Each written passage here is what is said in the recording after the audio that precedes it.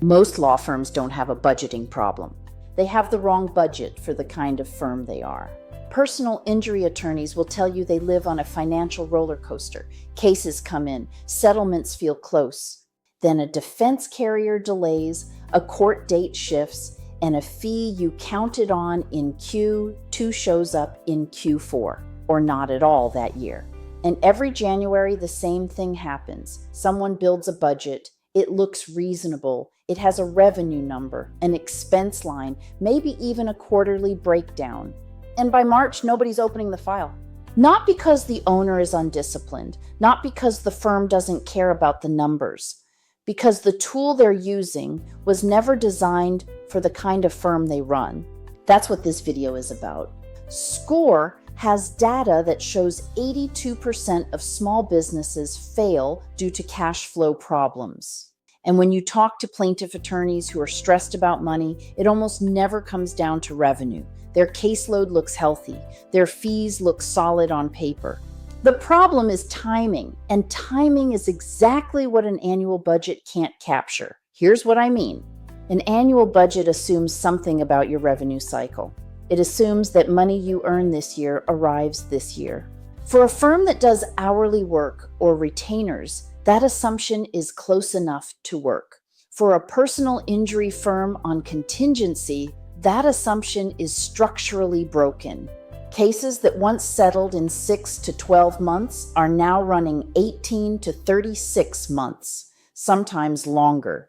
So you have a budget built on one set of timing assumptions and a firm that operates on a completely different cycle.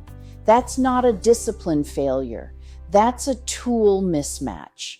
And once you see it that way, the question changes. You stop asking, why can't we stick to the budget? You start asking, is this the right instrument for the way our firm actually earns money?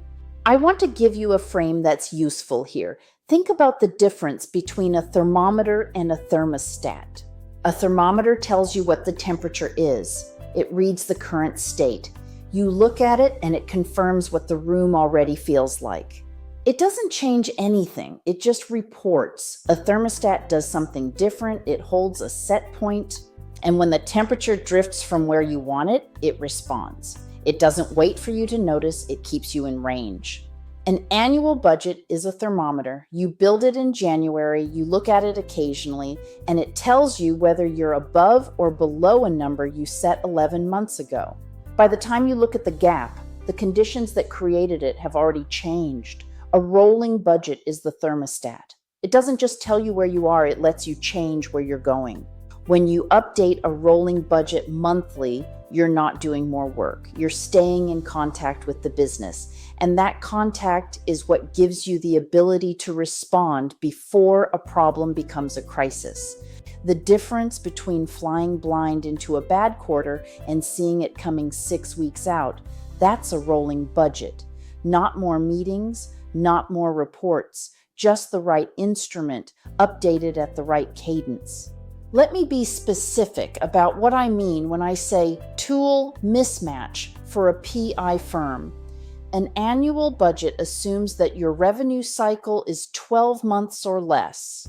That if you take a case this year, you have a reasonable expectation of when the fee arrives. But if your cases are running 18 to 36 months and you build a 12-month budget, you're essentially writing a plan that ignores where most of your money actually lives. The bulk of your expected revenue is sitting in an active caseload that won't convert within the year. It doesn't even appear in the model. So when you look at the budget in September and you're short, it's not because spending ran high, it's because the cases you counted on pushed. And the annual budget had no way to show you that shift was coming. I've worked with firms where a managing partner was perfectly capable of describing the status of every case in the pipeline. They knew which ones were close, which ones were waiting on an IME, which ones the defense was dragging. They had the information. What they didn't have was a planning tool that used that information.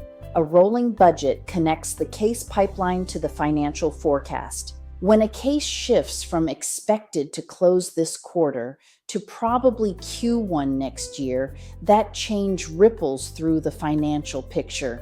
The budget reflects it. The owner sees the gap before it arrives. That is not a complicated concept, but it requires using the right instrument. Here's the part where most people assume switching to a rolling budget means more work, more meetings, more rebuilding, more time in spreadsheets. It doesn't. A rolling budget doesn't mean rebuilding the whole model every month. It means updating 5 numbers. Case intake volume. How many new cases came in this month? And are you tracking ahead or behind your expectation? Average expected fee. Has your sense of what the active cases are worth shifted? Did you take on cases that are smaller or larger than your typical mix? Projected close timing on active cases. Are the cases you expected to settle this quarter still on track, or have any of them pushed? Overhead run rate. Did anything change in your fixed costs? Rent, payroll, recurring expenses? And headcount cost? Any changes in the team that affect your monthly expense base? That's it. 5 inputs. Everything else in the model flows from those. For a firm of 10 to 20 people, this is a 90-minute conversation once a month. Not a rebuild, not a new process. A brief review of the assumptions that drive your financial picture. And over time, something else happens. When you're in contact with those 5 numbers every month, you start to develop an intuition for the business. You feel the drift before the numbers confirm it. You see a case timing shift and you already know what it means for operating cash in 8 weeks. That's not accounting. That's how leaders lead. If you want to test whether your current budget is giving you real visibility, I'd start with one question. Pull up your budget from January. Then look at your active caseload right now. How many cases on the list were in the pipeline when that budget was built? How many are showing different timing than you expected? And is any of that reflected in the document you're working from? If the budget doesn't know what the caseload knows, it's a thermometer. It's reading the room from 11 months ago. The shift to a rolling budget starts with that one connection. What does the case pipeline actually tell me about the next 6 months, and whose job is it to translate that into the numbers? In a smaller firm, that's often the managing partner. In a larger one, there's usually someone doing the work.